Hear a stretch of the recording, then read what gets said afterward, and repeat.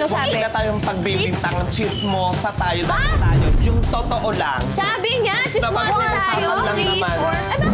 Hoy, bago niyo naman sabihin chismosa ako, magbayad muna siya ng utang niya sa akin. Ano? Sa'yo? Meron. Ilaw nga nila ako. Ikaw naman. Ako naman yan. Gusto naman. Iba na naman yung naghatid sa kanya kagabi. Nakita mo dito. Eto, sa kabilang bahay. Kabilang bahay. Ay, Diyos ko, araw-araw naman yan. Iba-iba ang naghahatid. Pagkat mga taong ito, aga-aga ang iingay. Kung makapostura, akala mo kay yaman-yaman, baon din naman sa utang ang pamilya. Hoy, may utang pa sa akin yan ah. Totoo, meron? Meron! Ay, Diyos ko sa'yo pala. Parang lahat na ng pinto dito, may pinagkakautangan ng pamilya na yan. Tapos buntis na naman ngayon. Ay, naku naman.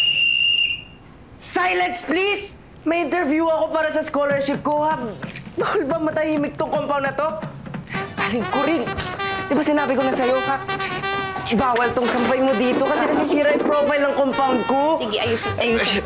Mang Erning! Erna po, Erna. Mang Erning, sabi ko naman sa'yo, bawal yung outsiders dito. Paano kung may nawala? Ha? Sir, hindi akit bahay to. Ay, naku, naku. Drawing ka na naman. Di ba sabi ko sa'yo, ang hirap-hirap linisin niya na mahal-mahal. Kayo lahat, kung ayaw niyo sumunod sa house rules ko,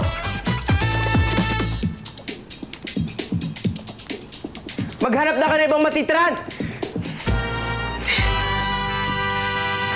Grabe naman talaga tong landlord natin na si Happy, ano? Kala mo byuda, pakasungit. Partida, 18 lang yan.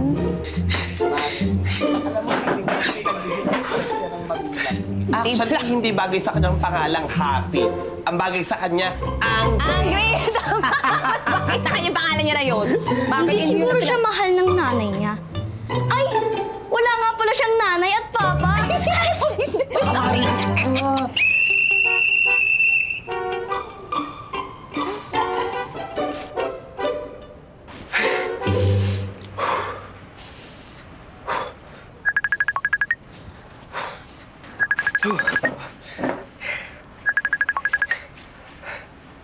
Hello, good evening. I know it's nighttime there in New York. Good morning. It's also morning here. I'm Harold Oscar from Princeville Admissions, Manila office. Ako ang magko-conduct ng interview mo. Let's start. By the way, you are already fully aware of the requirements to get in? Yes po, yes po. Alright, so aside from passing the exam and paperwork, we will also conduct background check for character reference. Dapat din may documentation in video form ng home and family life para malaman ng board kung ano ka as a person.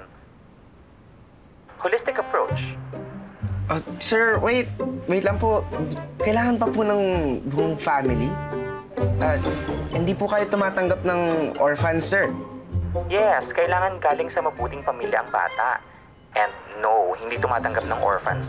As you see, strict ang board sa admission ng bawat students nila. Ayaw nila na may anger issues o emotional attachments o unhealed childhood traumas. Magkakaproblema ka ba sa requirement na yon? No, sir. I have a good upbringing from a loving family. Nasa church lang po sila ngayon. Very good.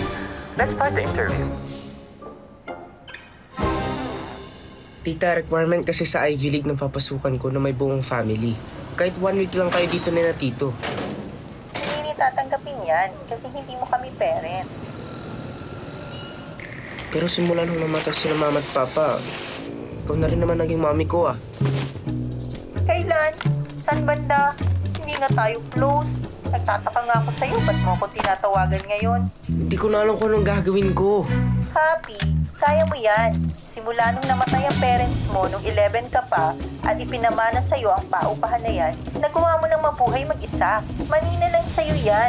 Sige na, bye-bye na.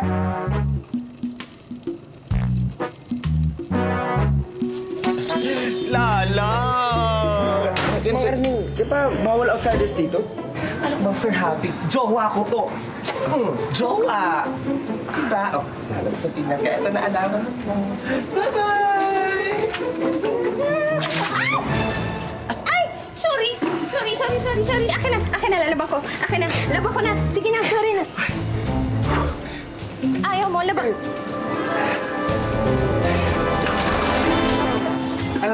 Hala! Tumingin ka kasi sa dinadaanan mo.